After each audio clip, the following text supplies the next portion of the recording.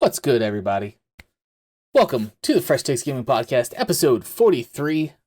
I am your host, Evan. Joined with me tonight is a last-minute special guest co-host, Holden Depardo from the Respawn Aim Fire podcast in Affable Idiots production, would you call it? Is that correct? Yep, Affable All Idiots. right, all right. Absolutely, yeah. So, welcome. Thank you for deciding to fill in at the very last minute, because unfortunately Nick had some things come up. He is a business owner, and when, shit hits the fan, he has to kind of cover for things. So that's what leads us to this evening with Holden, who joined us 2 years ago. Yeah, it's been a while. On Mixer. Yeah. Rip Mixer. So welcome, buddy. How things going? No, they're going really great. Thanks for having me. Dude, anytime, brother. Anytime. Well, this is a podcast about the gaming industry news, kerfuffles, debacles, etc. We pretty much break it up in a couple sections. We have our patch notes. We'll talk about the show, what's going on, what we've been playing, or watching, or listening to. Doesn't matter. We just kind of open forum for that. And then we'll go into any of the interesting news topics for the week. And we'll wrap up with our overarching general topic, and wrap up then with Unpopular Opinion, one of our most favorite sections of our show, based on the very few comments and feedback we've received. People like it. So that's the, if you're new here, that's the flow of the show. If you want to subscribe to us on YouTube, youtube.com/FreshTakesGaming. Also, if you go to any audio podcast platform, we are there. Just search Fresh Takes Gaming. And if you want to support the show, you want to support this face and Nick's face, which I may superimpose in post over top of Holden. You can support us on our buymeacoffee.com page. That's buymeacoffee.com/supportftg.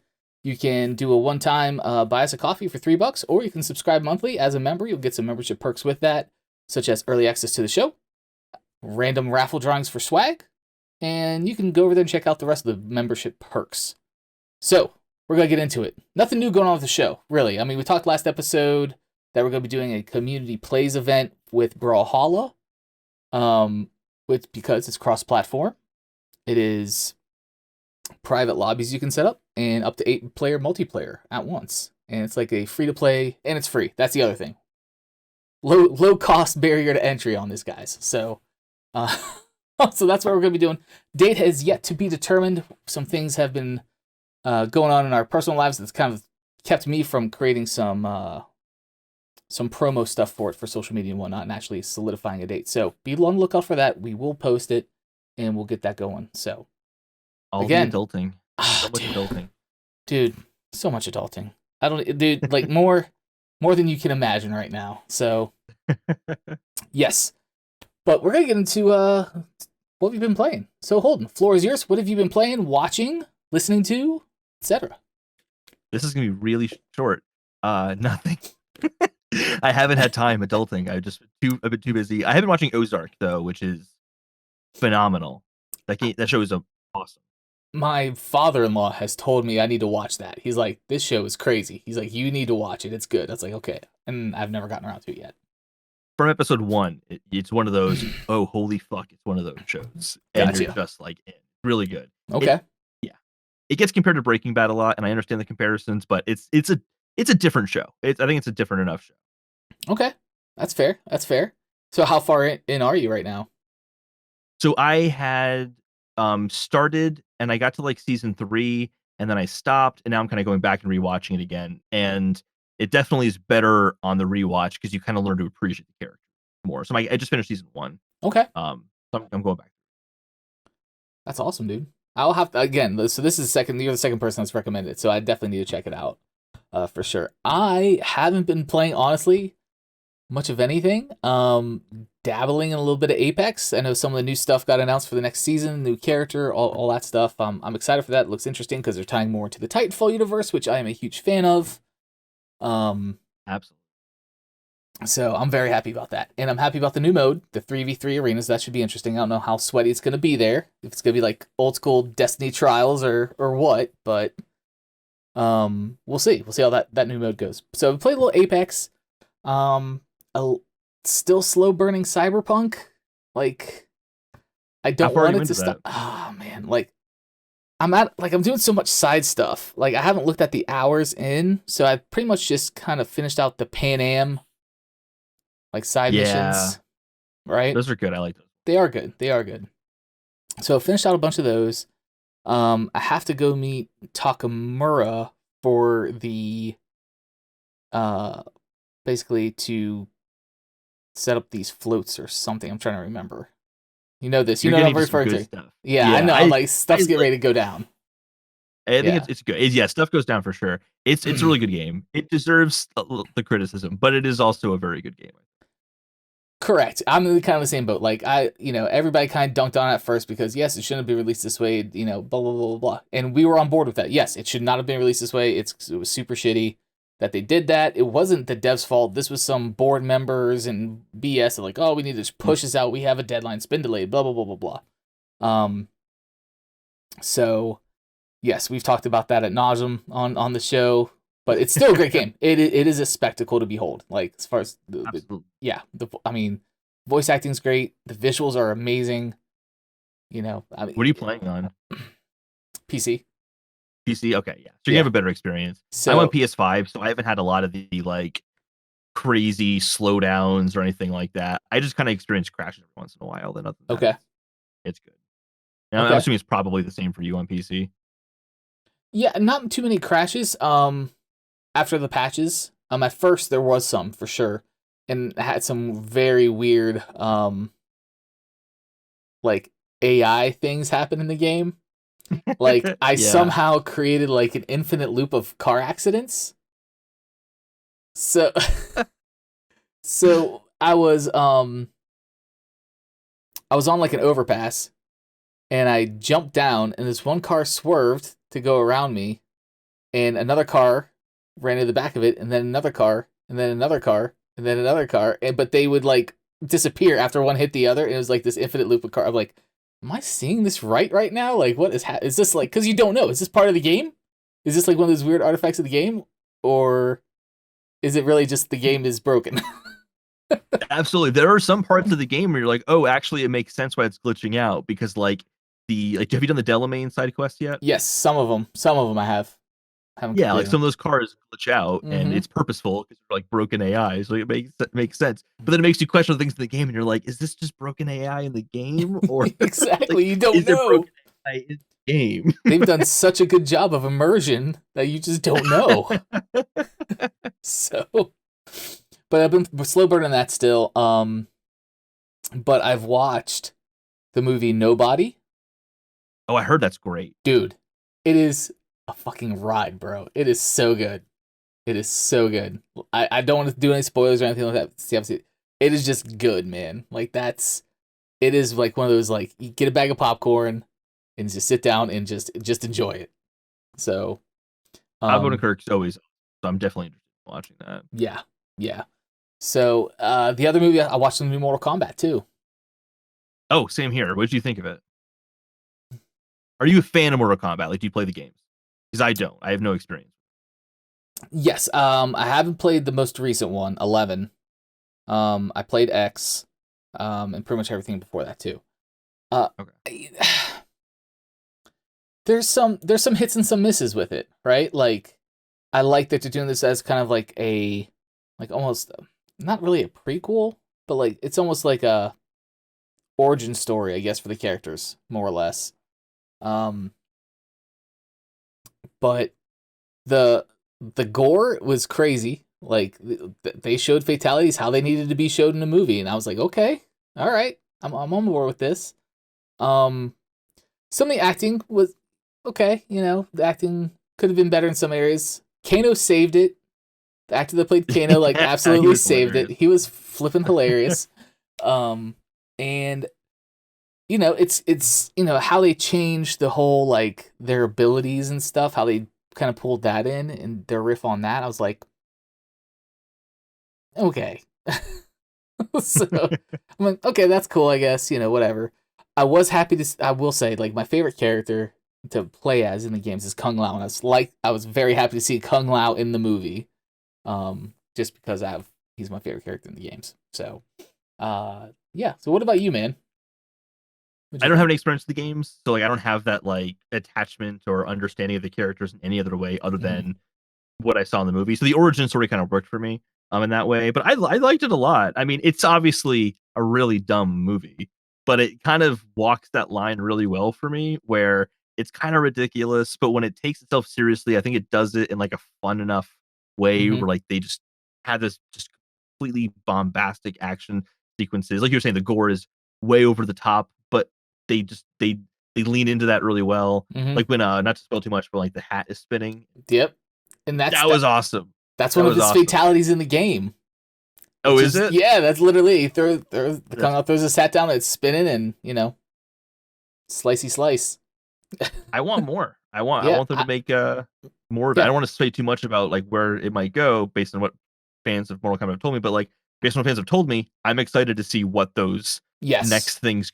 yeah. I'm excited for it too. All honesty, because again, it was a fun movie. I mean, yeah, was it like is it gonna win any awards? Probably not, but it doesn't mean it's less enjoyable. Yeah, There's plenty of yeah, movies I've watched that don't win awards that I absolutely love. of course, yeah. But yeah, I'm excited to see what they do with it because apparently there's a total of 3 I heard or read lined up that they're trying to do. So But three more after this or three in two total? more, 2 more, 3 more, 3 total. Okay, Yep. So we'll see. We'll that see would what make happens with that. That would yeah, for sure. The effects were great. Like the ice with Sub-Zero was really cool. sense. Like I thought they nailed that. The lore behind Scorpion Sub-Zero's rivalry, I think they did that pretty well. Um, according to lore in the game. Um, Mm-hmm. and the fighting was good. Fighting was good. Oh yeah, it was I all mean, great. it's all good. So I felt. I mean, again, I'm not a Mortal Kombat like person. I've experience with it a lot at least, but it felt like it's kind of what it needed to be in terms of the tone it was going for and the set pieces, like how the combat played out. Like it felt like it was what it needed to be. yeah, yeah, I agree with that. I agree with that. It is what it needed to be. Um, so that's what's been going on with me, man. Like, that's what I've been playing. That's what I've been watching. Been listening to some new music. You know, I always listen to music. I'm a drummer, so I always listen to music. But this is a music podcast. I actually guest co-host on a different music podcast that my buddy Oh, very hosts cool. and does. So, but that's not what this is about. It's about video games. So, I don't know anything about music either, so I know what nothing. good are you? Damn it! But yeah, so yeah, that's our patch notes section. We're gonna go ahead and get into the news here. Starting with things, so many things. 9,000 player games is the thing. So, and honestly, just before this show, I'll talk about is a game called Scavengers. So this comes to us from PC Gamer. We have some friends over there. We really don't. It's just an inside joke. But from James Davenport. 9,000 player games are right around the corner, and here's what one looks like. The Scavengers experimental Scav Lab mode can support over 9,000 players in the same space. We've seen it in action. So, Scavengers does the usual multiplayer thing pretty well. It's a unique spin on large-scale competitive multiplayer like Battle Royale meets survival game meets Far Cry. For the rundown on what Scavengers is and why I think it could be a surprise multiplayer hit, check out my video preview, whatever. Basically, right now the population in the game is limited to 60 players. But yes, they have toyed around with 9,000 players, which is not necessarily realistic. They say it would be a mess with that many players in there, but they're pushing what they're doing with that sandbox environment. Let's see. So, yeah, I mean, it's just crazy to me. I mean, there's a whole big article here, but just talking about it. But I mean, there's some elements of Apex, Titanfall, um, Division in a way. I think so. I literally just played one round of this game before we went live, and I enjoyed it. Run. That's my question. Because that's unprecedented. 9,000 players, or Yeah, really anywhere above like 50 is unprecedented. yeah. So I don't know how it runs, and I don't have the specs. It doesn't say what specs they're running it on either. Um, to generate, that is a lot of data to generate visually. on any RTX card, even. Like, it's like, doesn't matter. Yeah, true. I hadn't thought about that. 'Cause I was thinking about like the latency and like getting to a server and all these people being on the same server. But you're right. Like it'd be hard to even just have 9,000 NPCs in open world game, like say Cyberpunk or something. Yeah. Yeah. I even thought about that. So I played the normal mode. It was 60 players. And it's a combination of PvE and PvP, which is pretty cool. So you just kind of spawn in with nothing. Like you have no weapon, no gear. There is NPCs in there that will try to kill you as well. So you kill them, you can scavenge them for parts, gear, and then there's other little like huts that you'll go in, and there's like crates, and you'll scavenge those, basically collecting resources. After you get so many resources through looting, killing, etc., you level up, and then you can unlock your special weapon or an ability. So you'll pull up a menu for that and start crafting that while you're still playing, and then it has like it has a little countdown timer on it. So you're like, oh, it's gonna take 20 seconds for my special weapon to materialize, so I can use it. And you have it's class based. It's also class based. So right now there's 3 characters. You have like a sniper. You have like a medic style class that has like a healing AoE kind of effect that they can do, and then you have one that's more of a running gun shielding type that'll throw up like a dome shield around an area. But as you go, you're also trying to find these points to collect resources, but you have to stay near that resource while it's like mining it, and people are coming after you.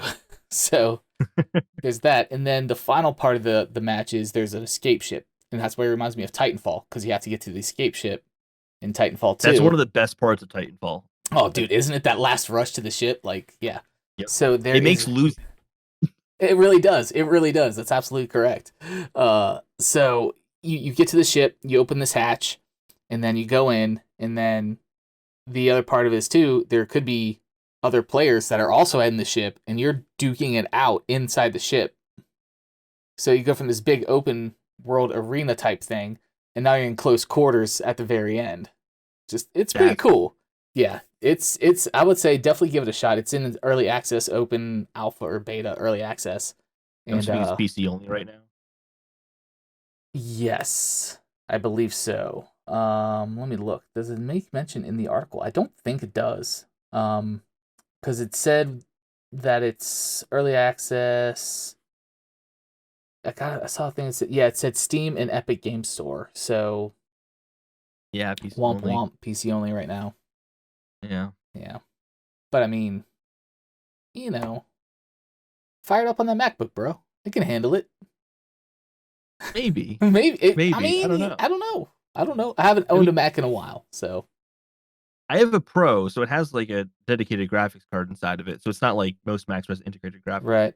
But I've never played a game on it before. I have no idea how it's run. And this is right at impasse, Macs versus PC again, But no, it's really fun. If anybody's listening to this and you're on PC, go check it out. I think it's promising. And it has some movement elements of Apex, so you can like run down a hill and crouch, and you'll start sliding, which is really cool. Some weird glitchiness with this, private servers and stuff that I've had. There's some lag, but overall, definitely fun. Excited to see. And obviously, they're not going to go full bore on this 9,000 players, but they're pushing the limits of what the engine and the environment can do. So, which is kind of cool to see. I've never seen that for a battle royale game with 9,000 people. So. No, in fact, I remember when Stadia was announced, they said, "Oh, one of the things we can do with this cloud console is have multiplayer games of up to 1,000 players." And they're doing this, it sounds like, without that kind of cloud console approach. Yeah. That's really impressive. Yeah, absolutely. And thank you for the great segue. We're going to skip ahead a couple things to Stadia. Setting them up for me, brother. Stadia's getting two new features. I know it works, so man. We're skipping ahead a few stories because you set it up so well for me. Stadia is getting 2 new features it should have had on day one. This comes to us from AndroidPolice.com. And basically it says, where is it? Basically, Stadia is now giving you the ability to sort and filter your library and search. Who'd thunk? Really pushing the boundaries of what Google is capable of with search. I'm sorry, man. Like, there's been a lot of episodes on here where we shit on Stadia so hard. Oh, absolutely. Yeah, I do too. Okay. So, like, I feel like I've taken my turn plenty of times. I want you to take a turn shitting on Stadia on the show.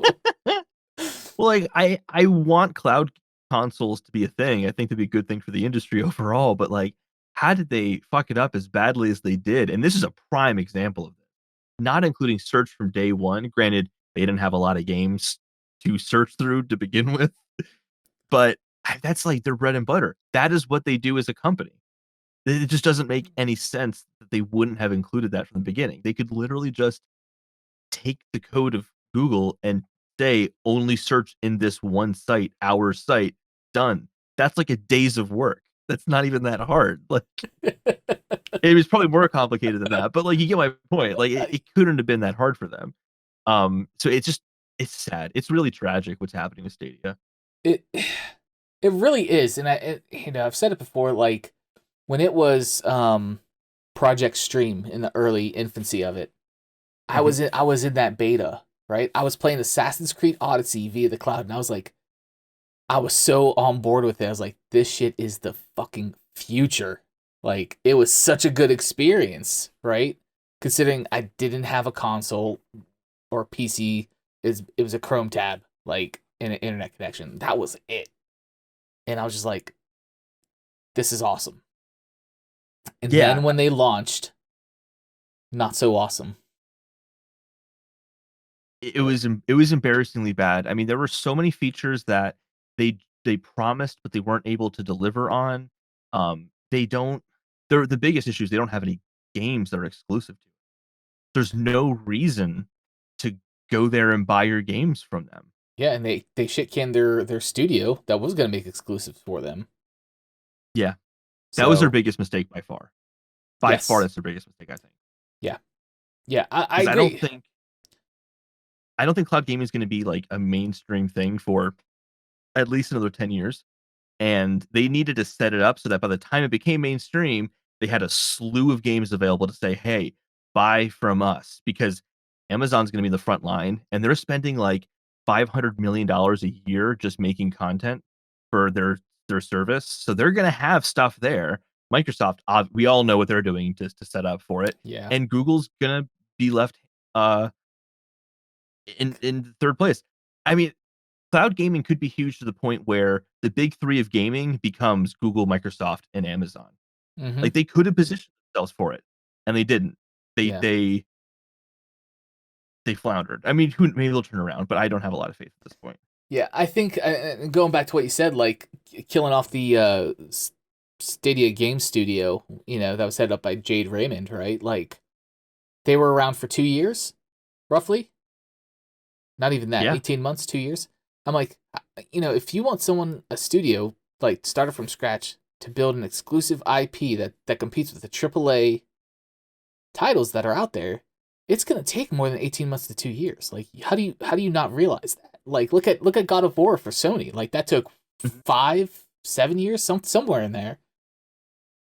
Especially when it being a cloud infrastructure they're working with, you can make different types of games than you could have potentially on a traditional local PC or console, or even Switch. You can make something really, really unique. That's going to take a little bit more time to even figure out, okay, well, what kind of strings can we pull at here that we couldn't pull on Xbox and PlayStation? And that's going to take more time. This is what Google does. They pull out too early. Story of my life.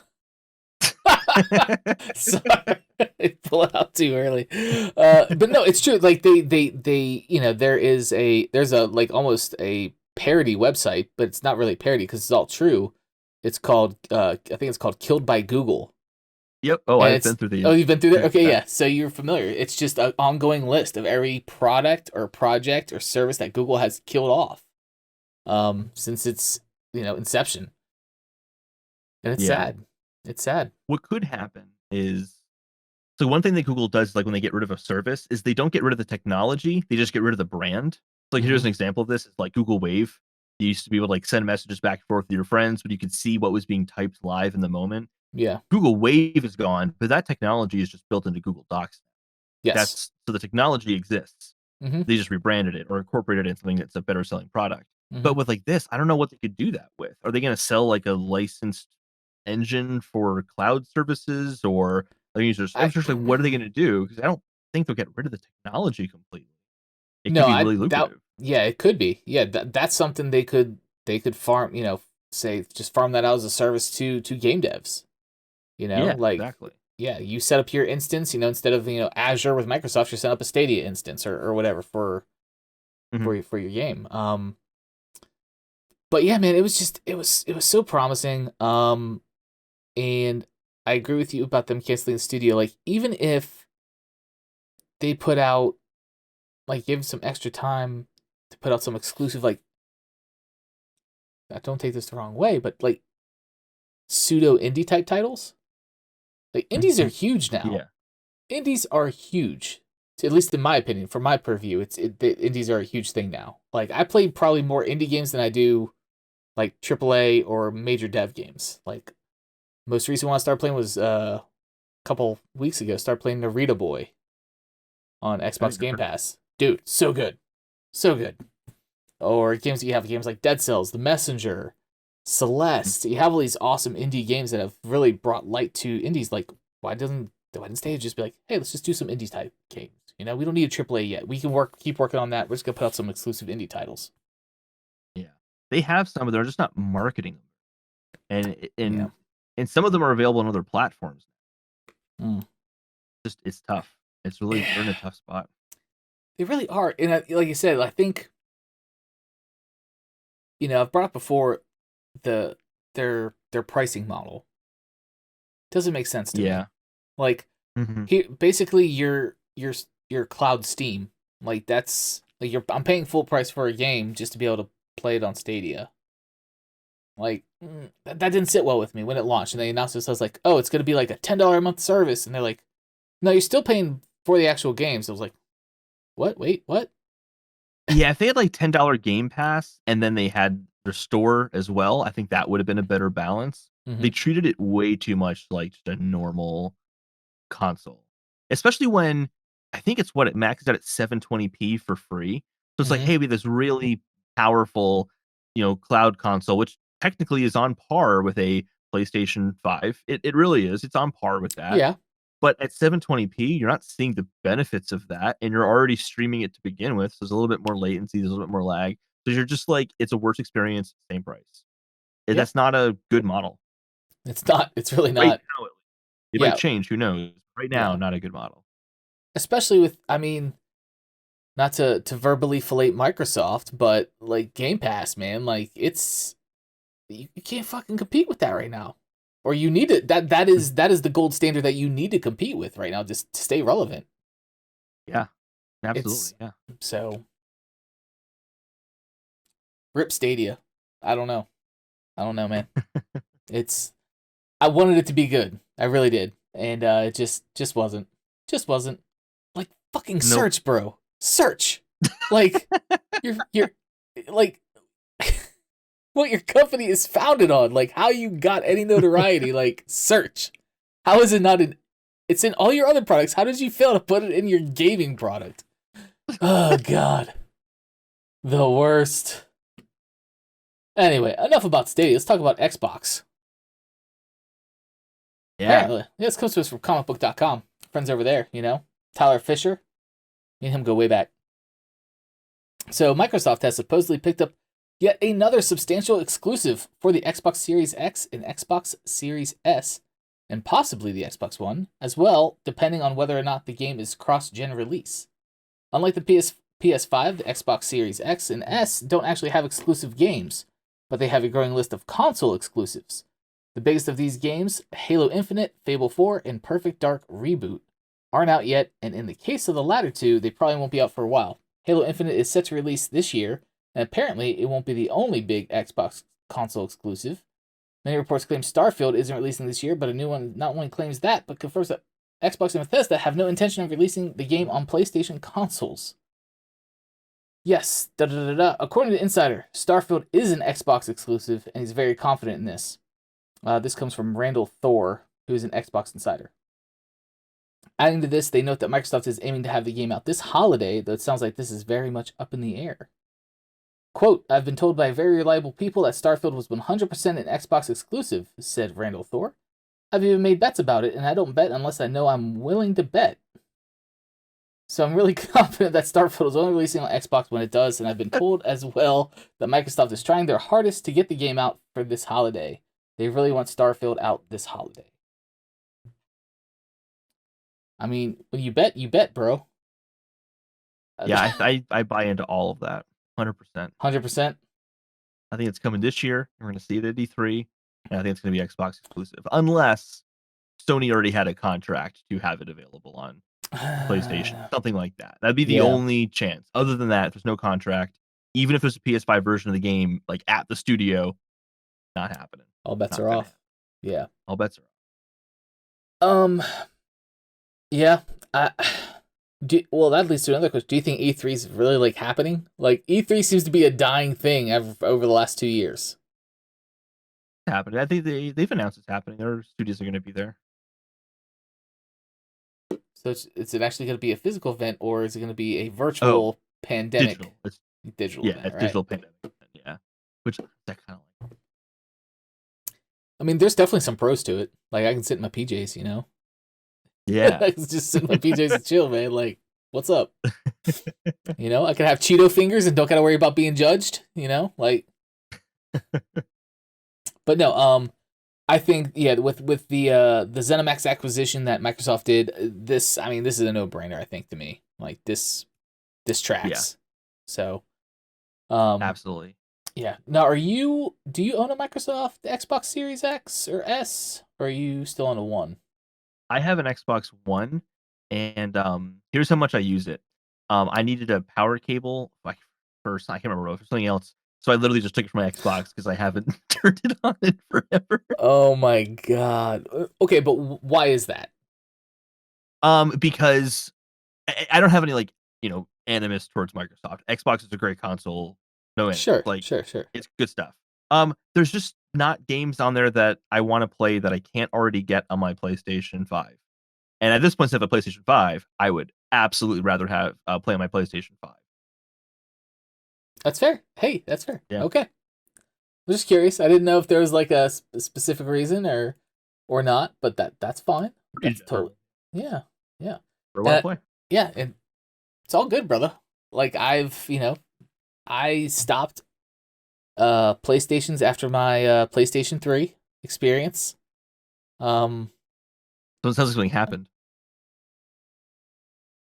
It wasn't good. Like, oh no. Here's the thing.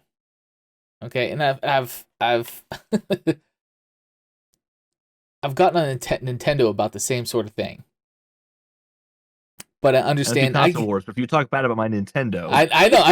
I'm gonna tread lightly. No, because I know you love Nintendo and all. I'm critical of them too. All the Animal Crossings and the Pokemans and all that stuff. No, no. But in all honesty, when I bought the PlayStation 3, I had Heavenly Sword, Resistance: Fall of Man. I think it was the first Resistance game. Yeah. Right? So. And I also had Xbox 360 at the time. Okay? So I had no affinity to one or the other. Except online gaming. That's where PlayStation lost me there. During that generation. Time, for sure. Yeah. So I'm trying to play online multiplayer Resistance: Fall of Man. I bought their awesome, whatever price it was at the time, Bluetooth, over ear, just single ear, Bluetooth microphone headset. thing was a piece of shit. It always like lost connection with the console. The audio was super choppy all the time, or you didn't hear anybody when you're trying to play an FPS game that's team based. It was a horrible experience, and I was just like, I'm done with PlayStation, because here I go over to Microsoft, they fucking nailed it. Like, it's rock solid. Ironed out all the issues. Yeah, it was perfected at that point. Yeah, it was a rock star experience, and I was just like, why am I bothering with PlayStation? Now, I will say this. A lot of people hated on Heavenly Sword because of the short time to completion. Like, it was like 8 to 10 hours, I think, to beat the game. I enjoyed it, though. Like, I did it, play through the whole game. I enjoyed it. I enjoyed the cool, with the, can't remember the name of it. The controller where it was motion based, like you actually flat when you're doing the catapults, the 6-axis. There's a catapult sequence where you actually had to like aim the catapult ball, whatever. And I was like, oh, that's pretty cool. So I enjoyed that, but the bulk of my gaming that I usually go to is like online based for the most part. Like, we had Perfect Dark Zero. Was it Perfect Dark Zero or Perfect Dark on 360? Where we'd have multiplayer lobbies. And we'd be talking the whole time. Like, it was great. And then I hop over PlayStation Resistance, and the same buddies I go over there with, and we're like, this is ass. Like, go back. Like, it was just an awful experience. So I hadn't played PlayStation since then because of that. And the same thing, I bought a Wii. Same time. I'm like, oh, okay, that's cool. They're going to iron this out, this online thing, online chat. Nah, never did, man. And I was like, this is terrible. Like, I'm sorry. Nope. I get it's like the family console, and you don't want people going on, last thing Nintendo wants is a Modern Warfare lobby, like, chat, similar chat showing up in their platform. I get what Nintendo's trying to do. They're trying to protect that. Yeah. Sony, not so much. They just had shit tech or whatever services for that. I just, It was a generation thing. Nintendo can also get away with doing things that don't make any sense. Yeah, like, Nintendo just does Nintendo. Yeah. I remember I was doing research for something for the podcast, and I watched Nintendo's 2001 E3 event where they talked about GameCube. Mm-hmm. And they specifically called out Xbox and like, hey, we know Xbox has this online thing, but we're just telling our investors right now, we think this online thing is bad. It's not going to last forever. Mistakes were made. Yeah, mistakes were made. Oh man, yeah, that's yeah. Like, don't get me wrong, like, I desperately still need to buy a Switch, but I might as well just wait because apparently a new model's coming around the corner. From everything I've read. But I have played Switches. It'll probably be the same price. It's just going to replace like the current one. It'd be a better version of it. So definitely wait at this point. Yeah, but I'm also concerned with like the silicon shortage, like how the price is actually going to be with that. Because you've seen what's been happening. Yeah, companies like that, the issue is going to be if it starts to impact contracts with other companies, but I don't think it's going to be a huge issue with something like the Switch. I think Nintendo will, as someone who buys in bulk for their silicon, I feel like they will get closer in line than a single individual consumer who wants to mine Bitcoin. No doubt. Speaking of cryptocurrency, completely off topic, I started investing in cryptocurrency. Nice. Just dabbling. Oh yeah, I put like $50 in. I was like, okay, if I lose it, I'm not going to be upset. But I've doubled my investment. So nice. Which one did you do? I did. Oh gosh, that blur is the worst. Autofocus, come back. I did Matic. It's called Polygon Matic. Yeah, it did. I got in at like 40 cents. It jumped up to 80. I got out, and then it is starting to drop back down again. So it's one. I'm toying around with the idea of cryptocurrency right now. So not mining it, just seeing how it goes. But riding the waves. I'm not buying any meme coins like Doge, but or Safe Moon. That's another one. That's where it gets tough because like they start to meme and get popular, but that's when it's about to hit peak. You get to it and then it starts to drop. Yeah, sometimes some people get lucky. Yeah, I mean when Elon's tweeting about your specific cryptocurrency, like it's gonna shoot up. Like it's just going to. Yeah. So, Yeah. but anyway, completely off topic. Sorry, guys. This isn't the crypto investing hour with Evan and Holden.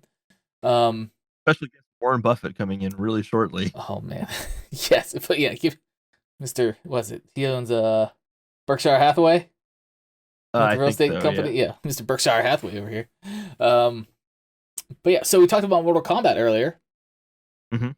and this comes to us from comicbook.com, and basically the studio that makes Injustice and Mortal Kombat, NetherRealm, which headed up by Ed Boon, is working on a Marvel fighting game, which would be the first proper Marvel fighting game since 2017's Marvel vs. Capcom Infinite. I wouldn't consider that a proper fighting game. That game was abysmal. It had. I mean, it was a little lackluster. It left something to be desired from a Marvel fighting game. In 2017, but this has me hopeful because NetherRealm puts out bangers for fighting games. I mean, they make Mortal Kombat. That's like one of the pinnacles of fighting games. Yeah, and Injustice, which is another very very big amongst the fighting game community game that people like. They tend to make really dark games. I'm curious how they handle Marvel, because obviously Marvel is more lighthearted, and you can take DC Comics and go really dark with it. Oh I yeah, don't think you can take Spider-Man and make him viscerally dark and ripping spines out and shit. I just don't. I'm curious how they work with that franchise. yeah. It would be interesting. Like I don't. Yeah, but like with the Injustice Gods Among Us game, which is a DC property, with Superman, Wonder Woman, Aquaman, all those characters. So they didn't necessarily have like fatalities or anything like that. It was very much um, it was just a solid fighting game. Um, but I'm interested in this really because I do love some of the Marvel vs. Capcom games like from generations past that were really good. But I would like to see the more gritty, realistic take on a Marvel fighting game. Absolutely, yeah. And here's the thing too: is if it's a Marvel fighting game, it's got to be Avengers focused, right? Like that's when you get all the people together. I mean, I think that the name Avengers from Squaresoft has left kind of a bad taste in people's mouths right now. Yeah, Maybe they steer clear of Avengers. that's what I'm kind of getting at. Like, is this to like replace it and be like, oh guys, that Avengers thing that was That didn't what was happen. that? Like, That didn't this is happen. the Avengers game right Yeah, here. right. Or would they go Deadpool? Like let's see Deadpool in another realm game. Yo, absolutely, yeah. Yeah. I can see Deadpool like not being the Avengers version because they want to do crazy stuff with him and Mm-hmm. just bringing him into Mortal Kombat. That would be awesome. Yeah, like Deadpool, Punisher, like those two guys in like a Mortal Kombat game, like that fits. That tracks for me. Like doing a fatality against Deadpool, but he comes right back again. It doesn't actually kill him because he just like comes back together. Exactly. Pretty awesome. That would be awesome. That would be pretty cool. So, but yeah, I mean, I'm excited to see. I mean, there's not a whole lot of details on it yet. Um, but I would definitely like to see NetherRealm's take on a Marvel fighting game. And they do, this is all speculation, of course. They say it's possible, but unlikely.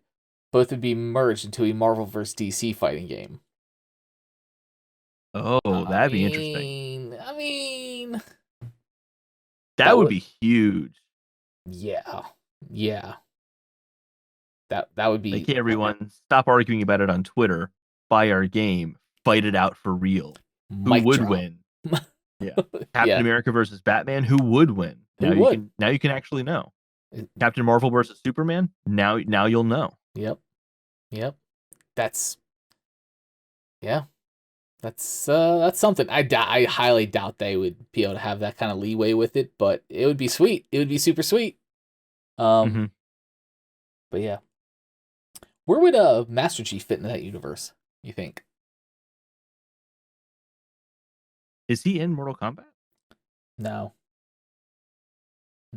Doom. No, is Doom guy? I know they There's did some all the characters horror. like that. Like Michael Myers is in there, I think, and Jason Voorhees is in there. Alien is in there. That's cool. Yeah, Xenomorphs, man. Master Chief would get into a spat with the Guardians of the Galaxy, and he'd be stuck with them in some way. But he takes everything really seriously, and they don't, so he'd be constantly annoyed by them. That would be an awesome dynamic. That would be kind of funny. That would be kind of funny. That'd be good. So yeah, speaking of Master Chief, yeah, see how I set that up? Yeah. Um, horrible segues. No, that was a good segue. Expect no less. Expect no less. That was a good Vertex segue. Gaming. Halo Infinite will have crossplay and cross progression. This comes to us from Eurogamer. Basically, there's not much about in this article except the fact that Matt Booty is quoted in the note says that we know many of you play across more than just your PC, including on Xbox and mobile. So they're working hard with the PC community to ensure that Halo Infinite offers a premier PC experience, and it will give you crossplay and cross progression on multiple platforms. So that's pretty great. The whole cross progression thing is like my favorite thing, man. That when a game implements that, like, I hate having two different saves on two different platforms for the same damn game.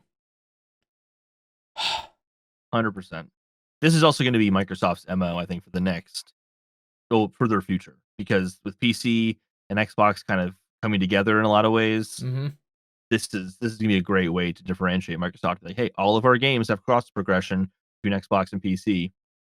Smart.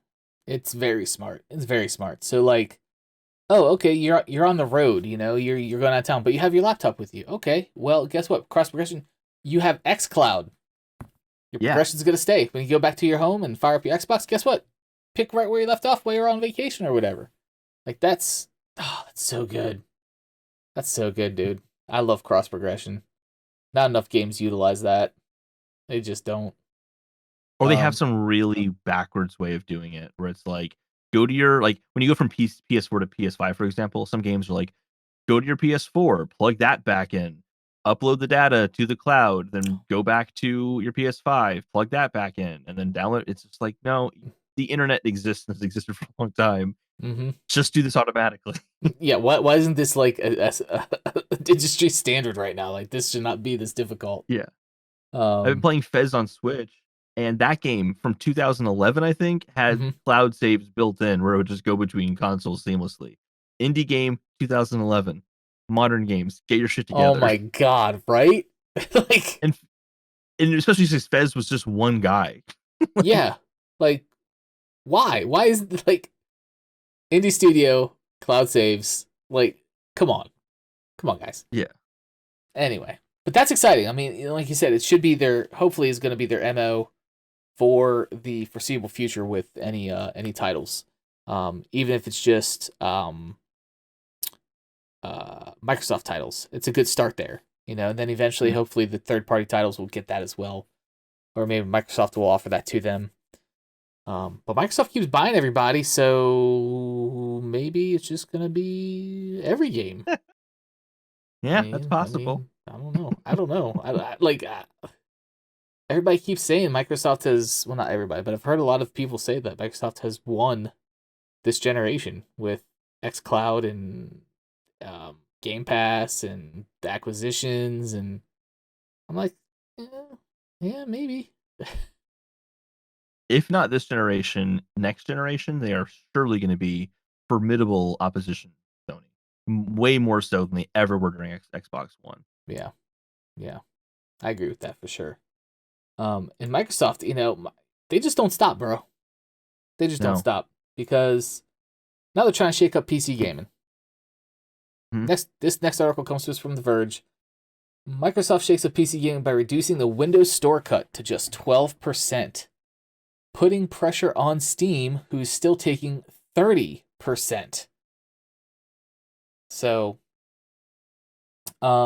starting August 1st, Microsoft is reducing its cut from 30% to just 12%, to entice developers and studios to bring more PC games to its Microsoft Store.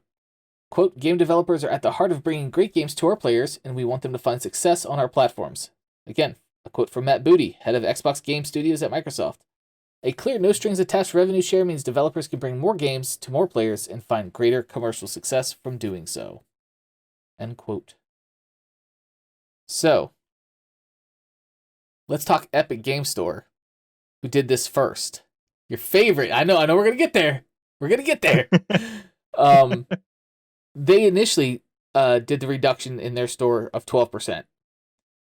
Or started at 12%. I can't remember if it was a reduction or they just blanket just started it with 12%. As their cut, they're taken from devs that publish in their ecosystem. Now, Microsoft Store is doing the same. Do you think Steam at any point is going to say, yeah, maybe we should really start matching that? Or Steam could be like, we're too fucking big. We don't got to do dick all to match what these other guys are doing. I mean, Steam responded to Epic Game Store where like they'll take a percentage based on how much money you're making on their platform. Once you reach a certain threshold, I can't remember, they started reducing it, I believe.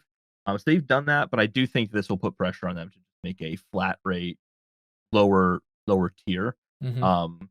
But the real question, I think you bring up a good point, that Steam is so much bigger. Developers still stand to make more money with their game on Steam with a 30% commission than they would having sales on Epic Games. Epic Games Store doesn't actually sell as many games as you'd think. Steam overwhelmingly outbeats them. So developers will still make more money on Steam than they would on Epic Games Store, and I'm sure would be the case with Microsoft Store unless they really shake things up there. Either way, I think the 12% cut's a good thing. I think just from better direction to go. Yeah, I think 12% unilaterally across the board for all devs would just be a phenomenal move just in the industry as a whole. But as far as relating to Steam, it's kind of like if you're a developer, you want to publish a game, where are you going to publish it?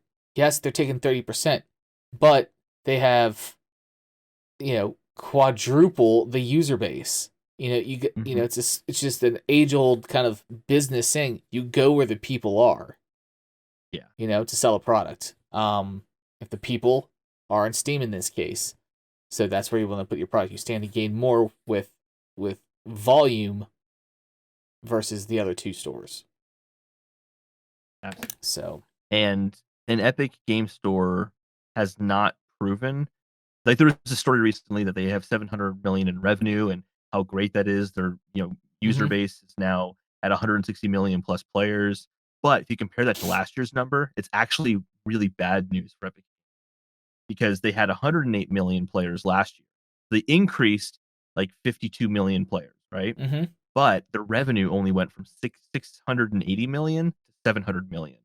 Right. Which means that their revenue is not growing along with their increased user base. Which means people are just buying they're just taking the free games they get every week from Epic Game Store, not buying anything on the store. Yep. I am that guy. And then going to Steam and still buying their main games there. So it's really, as you're kind of pointing out, being big, like it's just a matter of if Windows and Epic Games can get the market share of people buying games in the store, then Steam will get that pressure, then things will change. But it's not certain if that's what's going to happen yet. So yeah, totally. And again, like I mean, full transparency, I have not yet to buy a game from the Epic Game Store. I have pretty much received a whole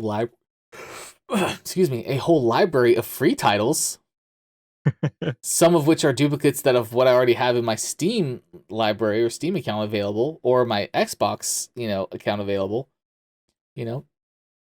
They're free. I mean, you're dumb not to go get them. Like it's silly. Like why would you not just install another launcher that are giving you, almost $50 to $100 of free games every month? Like that. Yeah. Why wouldn't you do that? Right. So. And correct me if I'm wrong, they have like a launcher in Epic Games that incorporates your Steam games as well. No. Right? No. They don't. Oh, interesting. Okay. No. If that functions there, I'm not aware of it. It does not incorporate my Steam games. Okay. The GOG Galaxy will do that. Okay. So they have a launcher that will incorporate all your other games from all the other launchers, in the single launcher. So it's like your launchers inside your launchers inside a launcher. Anyway, yeah, Epic Games recently made the move that you can buy Spotify from within Epic Games Store and stuff. A couple months ago they announced something like, okay, why would I go to another middleman? Why don't I just go to Spotify.com? But whatever, like, Yeah.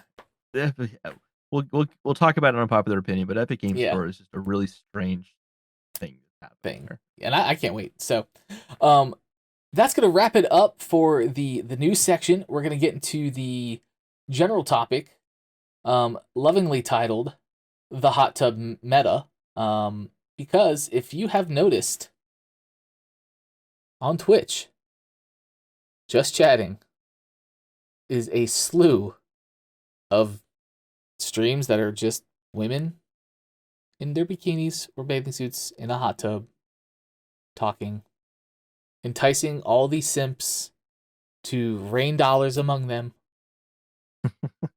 And I just want to get some thoughts on it. So, seems to be a prevalent thing. I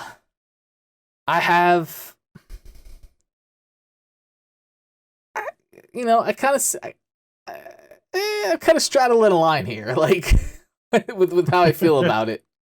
But I'll let you have the floor on this one to start, Holden, if you want. Yeah, I mean, it's one of those things of kind of unfair competition.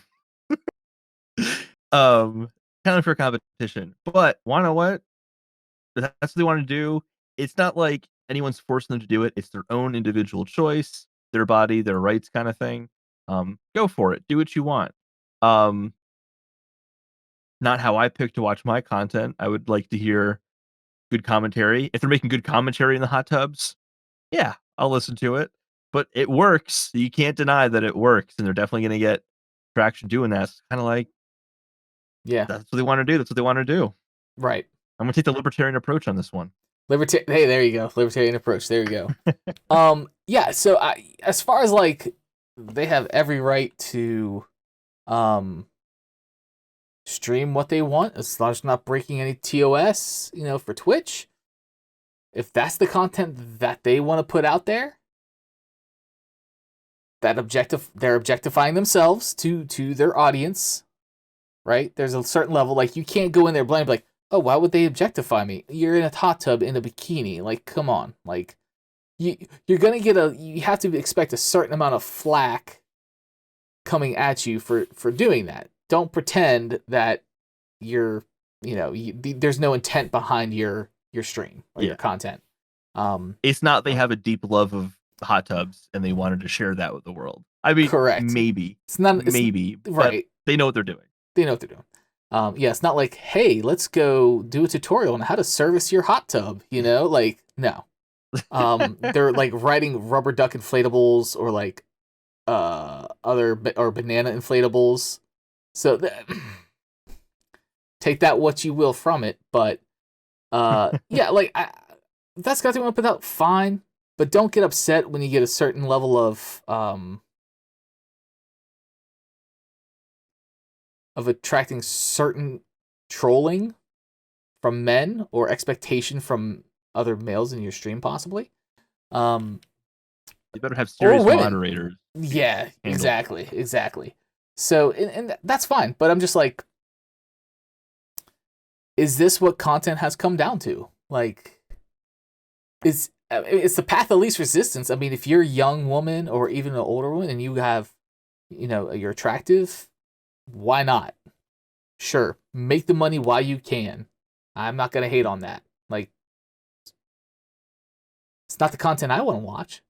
Like, I'm not, like, if I'm just chatting, I'm looking for podcasts or educational or, informative type stuff, not just very bland conversation from a girl in a hot tub. Like, I can, so the way it is. It is, but then you get, the other side of it is like, oh, we don't like simp culture. Well, we're gonna ban the word simp on Twitch. Well, you're perpetuating simp culture with these streams that are on the front page of just chatting. Like, I don't understand. It's like punishing the drug user, but not punishing the drug dealer. That's a good way. That's good. That's a good way to look at it. Yeah. That's Yeah. totally. I That's guess it's a totally fair good. approach. I think drugs should be legalized. To be clear, like my analogy there. So like, Well, it's a libertarian approach, right? So like, yeah, you have a choice to do what you want. If you want to put heroin in your body and possibly die from it, that's your choice. Not trying to get too political. We don't get too political on the show, but freedom. You have the freedom of choice. Yeah. You have the freedom to do stupid things. If they hurt you, that's your choice. Mm-hmm. Right? Yeah. Like, that's okay. All right. Yeah, if you want to put yourself out there in that way, their choice. If people want to watch that content because that's what they want to watch, their choice. I'll make my own choice. Exactly.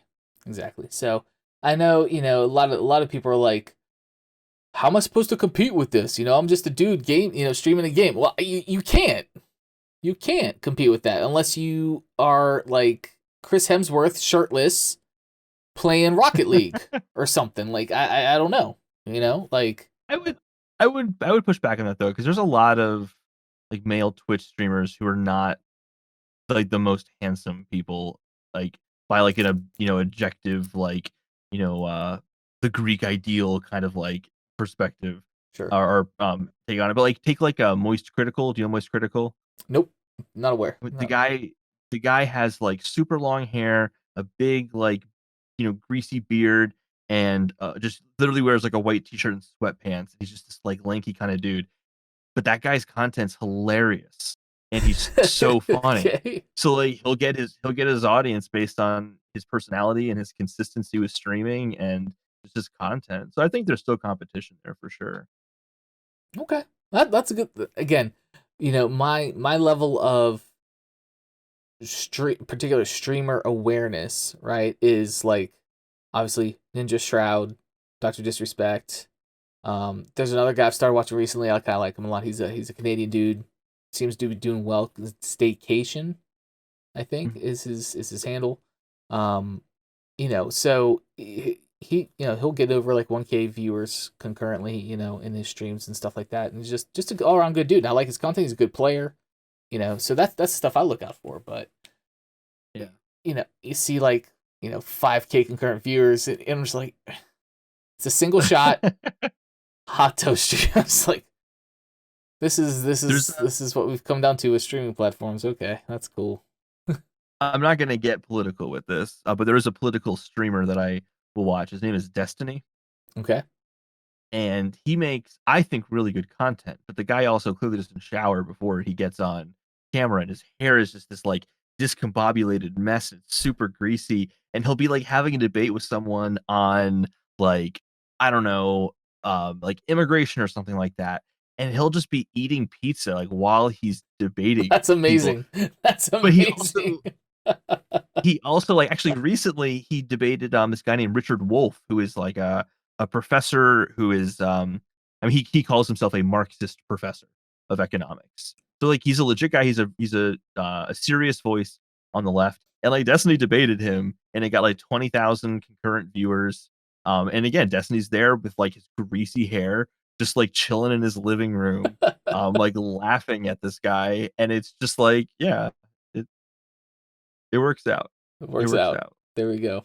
But yeah, so I guess that's our brief, venture into the topic of the hot tub meta. I'll see, how long it sticks around for. I have a feeling it's just another streaming fad to hop in on and ride the wave and, get as much as you can out of it until the next fad comes along, and that'll be the wave to ride. Yeah. As we've seen. Streaming in suntanning booths, the next one. Why not? Why not? Yeah. That'll be the next one. But all right, let's go wrap up the hot tub meta. And we are going to move on to Unpopular Opinion. This is a part of the show where one of us shares an unpopular opinion about a video game topic. Could be, like I said, video game related, could be life related, could be any subject. Except for we don't really do the politics thing so much. But then the floor is that person's to discuss their unpopular opinion and have discussion or discourse about it. So tonight, Holden is going to grace us with an unpopular opinion, and I think it's referring to who? What? The Epic versus Apple lawsuit that court case actually happens on Monday. So Okay. Monday, May 3rd, very soon. Just a little plug. I made a video essay where I read through the legal documents for both sides and kind of shared my takeaway. There's obviously way too much to talk about on that subject, so I'll keep it to like not everything. But basically, I feel like Epic is being hugely, massively disingenuous with literally, and I know this is kind of hyperbolic, but I truly mean this with every claim that they make in their legal document. It was absurd, some of their points that they make. But I want to stick to one just to give an idea of how malicious this is. Okay. There's something called Project Liberty within Epic. Never heard of it. Yeah, this is messed up, man. So just to give the little disclaimer on this, Project Liberty is a media manipulation initiative within Epic to quote influence consumers, media, and policymakers. This comes from Apple's legal filing, but it comes from emails at Epic. So like it's all direct quotes from Epic's own emails, and Epic doesn't deny it in their own legal case. They actually specifically mention Project Liberty by name in their own legal case, and the only thing they say is, "Hey, we couldn't have told Apple about Project Liberty because otherwise they wouldn't have let us put up the update to Fortnite where we bypass their payments." They basically said, "Yes, we did something nefarious, but we only did it that way because we think Apple did something nefarious." So they literally have created a nonprofit called the Coalition for App Fairness that incorporates other companies, and they use this to lobby politicians to pay people in the media to share opinions about. Basically, their goal was to make the coverage of this whole Epic Games Apple fiasco to give it neutral to positive coverage, but not negative coverage, which kind of lines up with how this has been talked about. Like at worst, I've heard, yeah, all right, Epic acted a little nefarious, but they did it for a good cause, and it totally lines up with like what I've seen in the media. There was an interview with Amy Klobuchar, who is a senator, who's pushing for antitrust legislation, and one of the companies she's specifically going after is Apple. Oh And the wow. company she mentions as like being harmed by them is companies in the Coalition for App Fairness and associated with that. So she's like clearly like bought into and probably likely being lobbied by this, and it's just really it's really, really shady on their part, especially when and I elaborate much more on this in the full video, but it's clearly had a really strong relationship with Apple, and they're just using this whole thing as a ploy to bolster their business and make more money off of the Epic Game Store. This But is like crazy. it is truly insane what they're trying to do. And I push back completely on this idea that it is to help consumers and to like benefit the consumer. And here's a Mm-hmm. really small example of this. They say the 12% cut will allow developers to charge less, therefore pass the savings on to consumers. Mm-hmm. But do you know who doesn't live up to this? Epic. Epic. Epic doesn't. Epic charges the same price for V-Bucks even on their own store, even though they don't share any of that with anyone else. But when they get a 30% cut, they still just charge $80. So like they don't change their practice, but they're telling everyone else, "Hey guys, you know, developers are going to be doing this. Just you wait, it'll happen. We won't do it, but we think other people will." So it's obvious that they want to reduce these cuts so that they just get more profit for themselves. Right. And again, I don't mind if the 30% cut goes down. It's not my gripe. But it's just like the way they're doing it is so malicious, and I just feel like this will likely hurt the conversation if this were to get out in a serious way. But I don't think it's going to at this point. Right. Um, it's just yeah, I don't know. Like I elaborate far more on it in my video essay, but like it's really really crazy how much like none of their arguments hold up to almost any scrutiny whatsoever. That's crazy, Um, dude. it's kind of nuts. Um, yeah, So your unpopular opinion is Epic is not as philanthropic as they appear. no, not even a little bit. This is totally a big business, 100%. Wow. I would go as far as to say there's zero philanthropic. Wow. That's crazy, man. That is absolutely crazy. Yeah, I'll have to check out that video, man. I'll get the link to it and we'll leave it in the show notes, the description below in the video. and in the show notes on audio platforms as well, with any other links to any of the stuff we talked about as well. So Epic Games. So I've sided with Epic Games because before I knew all this, I didn't take a deep dive on it like you have, of course. Did they do something outside of Apple's TOS? Yes, they did. 100%. Like, there's no denying that. Like, so yeah, what happened should have happened. You break the rules that you agreed to publish your stuff on that particular storefront or platform. Then, you kind of deserve to have your stuff pulled. I mean, simple as that. But I do think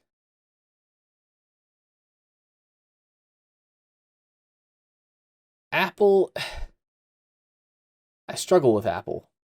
I want to like them. And the only reason I can say I like Epic is because they give me free stuff. Like, let's just be honest, right? I'm a simple creature. Like, oh, you give me free stuff. Oh, okay, cool. Free stuff's always good. Free stuff's great. Free stuff is great.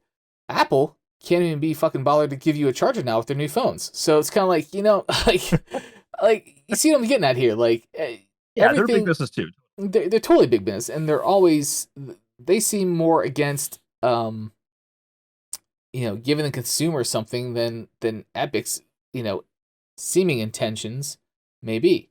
So, Apple being, it's like the lesser of two evils in my head. Like, Epic is not great. Apple's not great either when it comes to the consumer, right? We're all consumers. I think, Apple, as far as their cut of the App Store, they know they're the biggest game in town when it comes to app stores. They have the largest market share in the smartphone spectrum. So it's kind of like it's kind of like a Steam thing again. Like, they have the largest volume. They could stand to reduce their cut. So this is where the kind of conversation of monopoly comes into play, because they aren't acting like a monopoly because they follow the industry trends. Monopolies don't follow industry trends. Monopolies will undercut the industry to benefit themselves, flush out the other competition, and then raise prices back up again.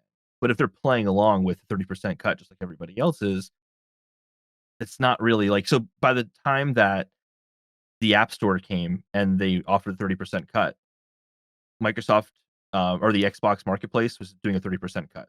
The Sony PlayStation Store was doing a 30% cut. Steam was doing a 30% cut. They just did what everyone else was doing, and it turns out they were more profitable at it because obviously the iPhone is a bigger product than an Xbox or a PlayStation. So it's like, are we really going to be upset at them for making a lot of money versus them acting like a monopoly? Yeah, it's tough because they are insanely profitable.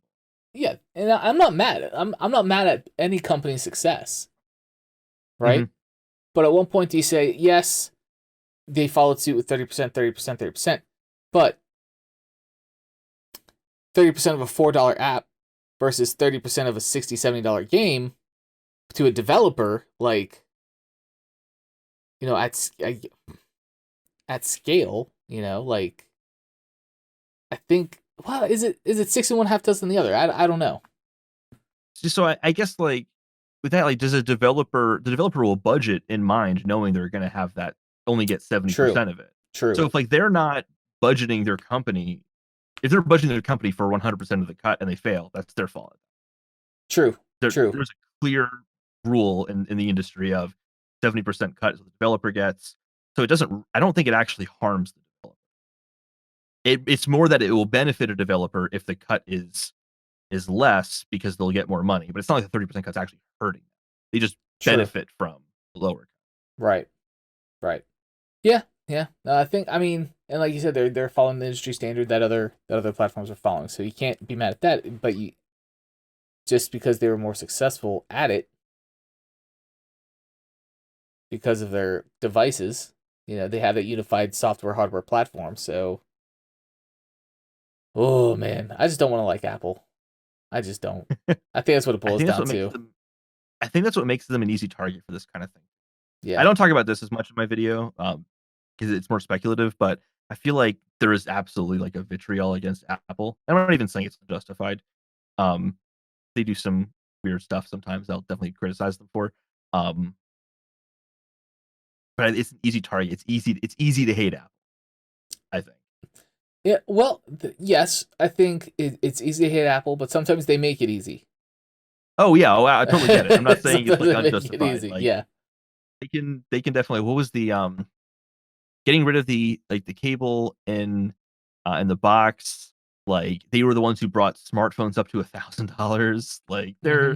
they definitely pushed that boundary quite a bit. Getting rid of the headphone jack adapter inside after a few years when they got rid of the headphone jack. Like there are definitely things that like clearly or understandably piss people Yes, I love my headphone jack right there. Pixel baby, Android for life. Um, but yeah, well, thank you for sharing that, man. That's really good. Let us know in the comments below, guys, what you think about Holden's unpopular opinion about Epic and its game store and its practices. And be sure to check out, again, link in the description below, Holden's video essay on that whole topic. So yeah, It's actually part of a whole new series on our show called The Grind, which is where I basically just like pour through it and research as much as possible on a subject and then kind of report back on what I find. Like monthly. Every last Friday of okay. every month. Look forward to it. Okay, fantastic, man. Well, that's gonna wrap it up for us, Holden. Thank you again for joining us. Let everybody know where they can find you, where they can find Respawn Aim Fire, all the Affable Idiot stuff. The floor is yours. Self promo away. Yeah. So yeah, I'm on a video game podcast called Respawn Aim Fire, which is a part of a kind of a parent of Affable Idiots. We also offer a kind of a goofy whatever kind of goes show called AAWY, and also with you with my friend Chad and his friend Jesse. And then we also now have The Grind, our new show there. So you can get lots of video game content and lots of kind of goofy fun stuff. Awesome. What about social? Where can people find you on social? Oh yeah, at Respawn Aim Fire, and then I have a on Twitter account at Holden Depardo where I just constantly throw out hot takes that I think piss people off. I like those hot takes. I'm not gonna lie. I comment on some of them, and I'm just like, yeah, I see this. I see you and Chad getting into things about oatmeal. You know, it's pretty great. Definitely follow them. There's some interesting banter between him and Chad on Twitter for sure. So yeah, it's good stuff. Yeah, Chad and I are friendly. We also definitely see things differently. For sure. For sure. All right, guys, well, that's gonna wrap it up. Again, you can follow us on Twitter at Fresh Takes Pod. You can follow us on TikTok at Fresh Takes Gaming. Podcast platforms around the world at Fresh Takes Gaming. And as always, the best game is the game you like to play and how you like to play it. We'll see you next time, y'all. Take care.